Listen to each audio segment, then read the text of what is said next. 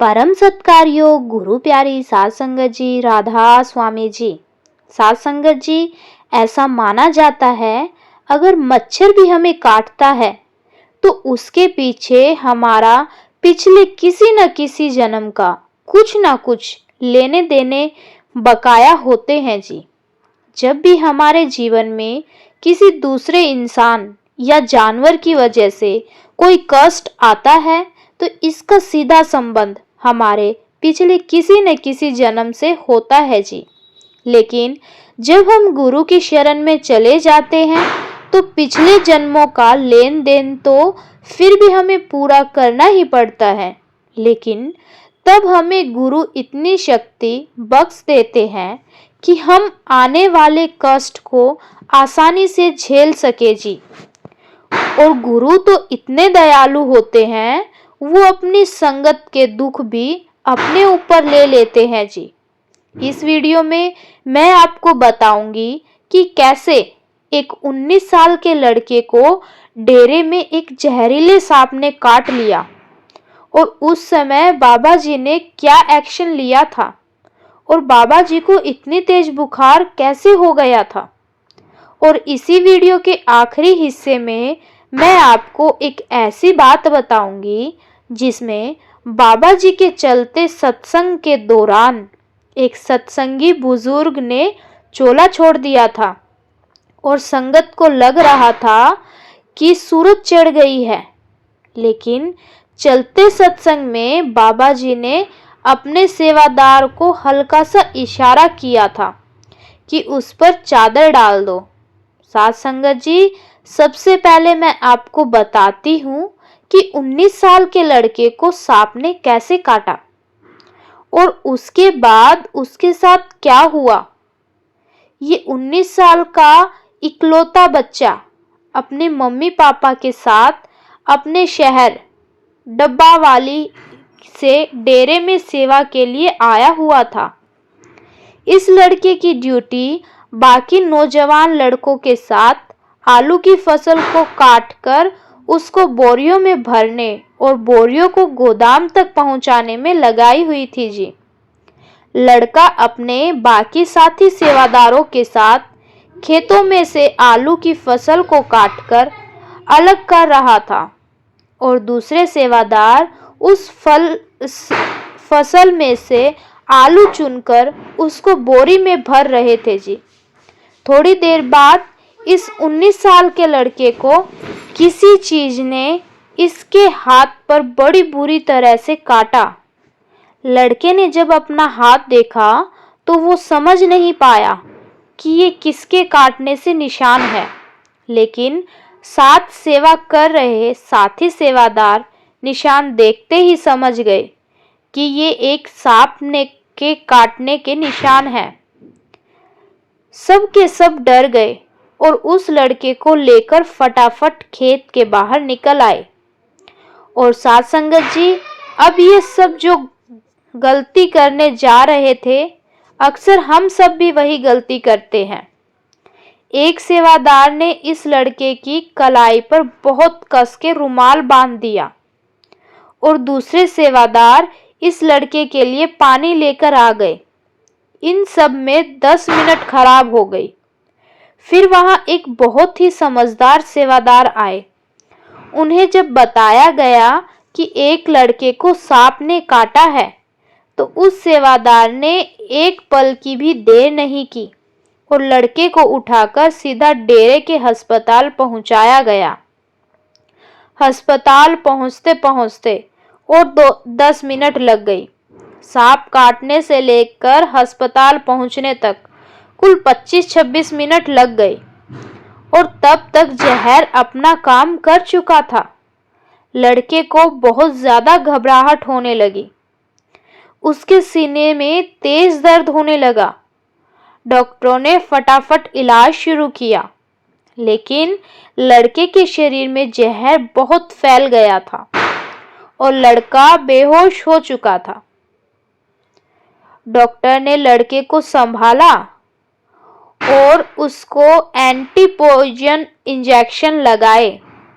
इधर ये बात जब लड़के के मम्मी पापा को पता चली तो वो उसी समय अपनी सेवा को छोड़कर डेरे के अस्पताल में पहुंच गए और वहां अपने बच्चे को बेहोशी की हालत में देखकर बहुत घबरा गए। डॉक्टरों ने बताया कि हम कोशिश कर रहे हैं, लेकिन हम कुछ कह नहीं सकते कि आगे क्या होगा, क्योंकि सांप बहुत ही जहरीला था और आपके बच्चे को अस्पताल लाने में भी देरी हुई है। ये सुनकर लड़के की माँ रोने लगी और बाबा जी को याद करने लगी। साथ संगत जी, बाबा जी के घर किसी को कष्ट आ जाए तो बाबा जी भला कहाँ से चुप रह सकते हैं। कैसे चुपचाप बैठे थे वो। बाबा जी उस समय कोठी में बैठे हुए थे और बाबा जी को ध्यान में सब कुछ पता चल गया कि अस्पताल में क्या चल रहा है। बाबा जी ने सेवादार को कहा कि मुझे मरीजों को देखने अस्पताल जाना है, आप गाड़ी मंगवाओ। बाबा जी के लिए गाड़ी मंगवाई गई और बाबा जी अस्पताल के लिए निकल पड़े। इधर लड़के की माँ अपने बच्चे के साथ बैठकर रोए जा रही थी और बाबा जी को पुकार रही थी। थोड़ी देर में ही बाबा जी वहां पहुंच गए और बाबा जी को देखते ही लड़के की माँ बाप दौड़कर बाबा जी के पास गए और रोते हुए कहने लगे कि बाबा जी, ये आपका बच्चा है, अब आपको देखना है कि आगे क्या करना है। मैं अपने बच्चे को सही सलामत लिए बिना अस्पताल से नहीं जाऊंगी। बाबा जी ने कहा, बेटा क्यों चिंता करती है, मालिक पर भरोसा रख, ये कोई इसके पिछले कर्म होंगे, सांप के साथ कोई पिछला लेन देन होगा जिसका हिसाब इस जन्म में हुआ है। फिर बाबा जी लड़के के पास गए और लड़का बेसुध हालत में पड़ा था। बाबा जी ने लड़के के उस हाथ को अपने हाथ में लिया जहां पर सांप ने काटा था और निशान देखकर कहने लगे कि बेटा, तू तो ऐसे ही घबरा रही है, तेरे बच्चे को कुछ नहीं हुआ है, ये तो बस थोड़ी देर सोया हुआ है, अभी उठ जाएगा। मामूली सा ही सांप था, इसीलिए तू घबरा मत, सांप काटने के डर की वजह से ये बेहोश हुआ है, इसके शरीर में जहर नहीं है, थोड़ी देर में ये उठ जाएगा। ये कहकर बाबा जी वहां से वापस अपनी कोठी में आ गए और कुछ देर के बाद लड़के को होश आ गया और जब डॉक्टरों ने लड़के का ब्लड चेक किया तो जहर का कोई नामो निशान नहीं था। डॉक्टर भी हैरान रह गए थे कि इतनी जल्दी जहर कहाँ गायब हो गया।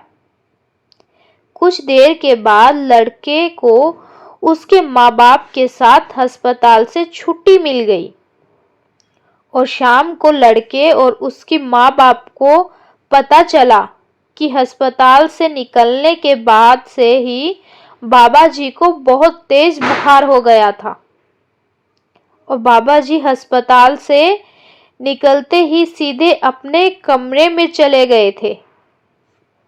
जब ये बात सभी सेवादारों को पता चली तो सबको समझ में आ गई कि इस लड़के के अंदर सांप के काटने के बाद जो जहर था, उस जहर को बाबा जी ने अपने ऊपर ले लिया।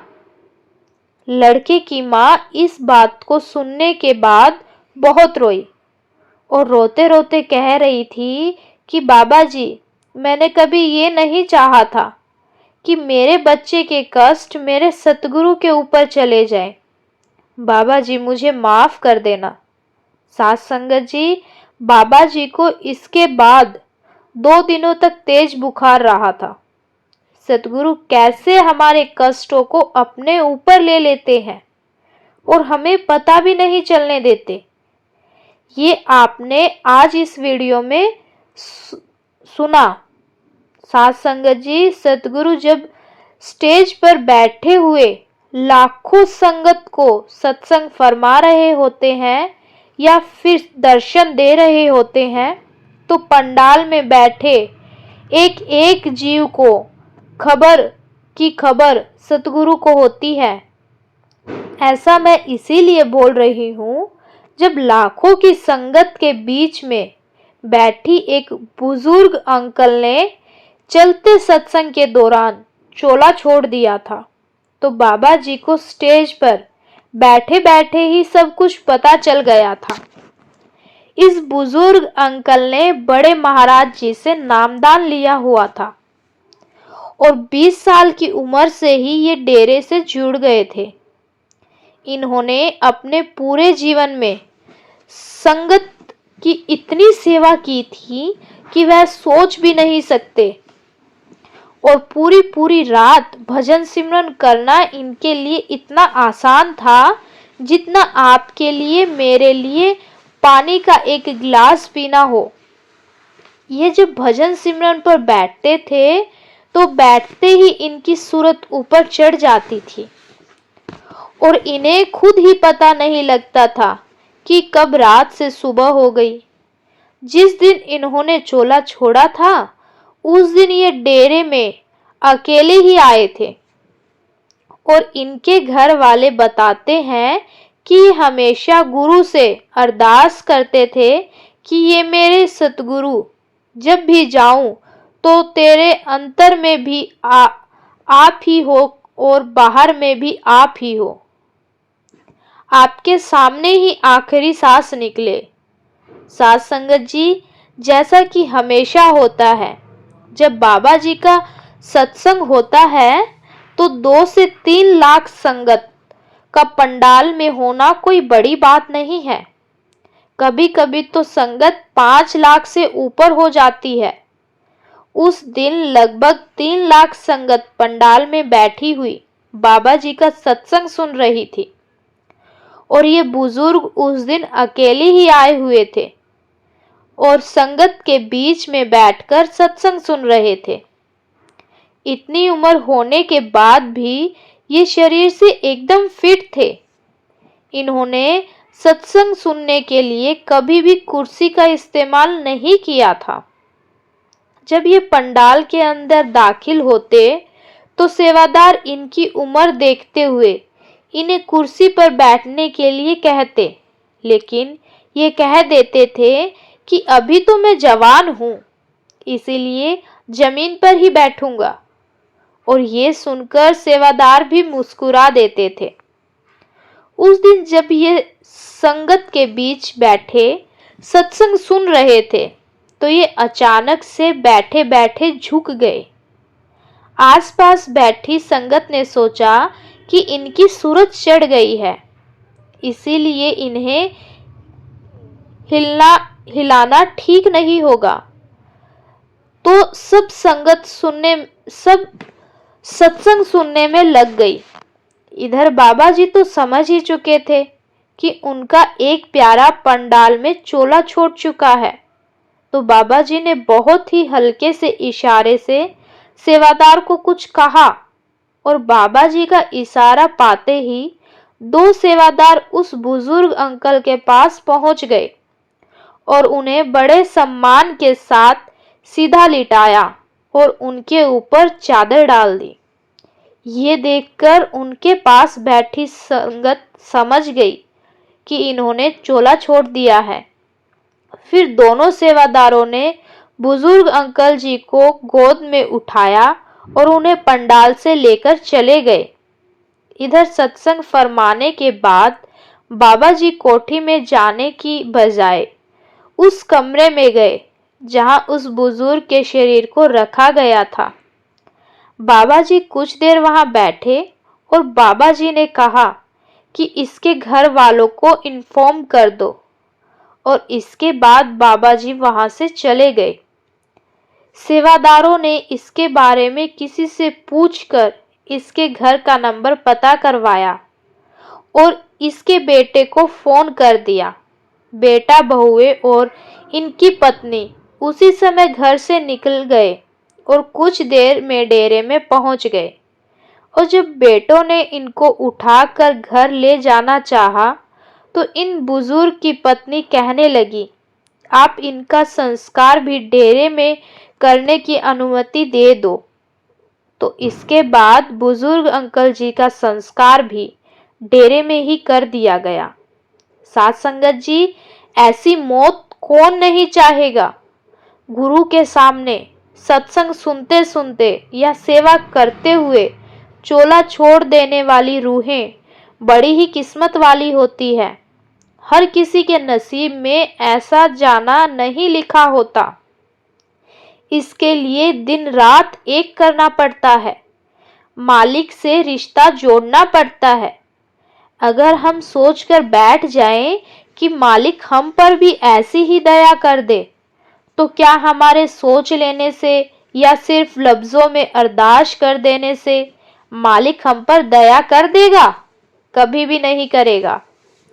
बाबा जी हमेशा समझाते हैं कि लफ्जों में कहने से कुछ हासिल नहीं होगा, हमें करनी में जाहिर करके दिखाना पड़ता है। जब हम बिना नागा 2.5 घंटे भजन सिमरन करेंगे, तब जाकर मालिक हमसे रिश्ता जोड़ेंगे। लेकिन हम सोच लेते हैं कि जहां वहां माथे टेक लेते हैं, बाबा जी के स्वरूप के आगे भी सुबह शाम माथे टेक लेते हैं, बस इतना ही बहुत है। अगर मालिक से रिश्ता जोड़ना इतना आसान होता, तो पापी से पापी आदमी भी पाप करने के बाद माथे टेक लेता और मालिक उनको माफ कर देता। लेकिन साथ संगत जी, ऐसा होता नहीं है। कर्मों को तभी खत्म किया जा सकता है जब मालिक की भक्ति भजन सिमरन के रूप में की गई हो। दूसरा कोई और रास्ता नहीं है। साथ संगत जी, अब मैं आपसे इजाजत लेती हूँ। आज आपने 2 ऐसी घटनाओं को सुना जिसको सुनने के बाद यकीनन आपके अंदर भी मालिक से रिश्ता जुड़ने का जुनून पैदा जरूर हुआ होगा।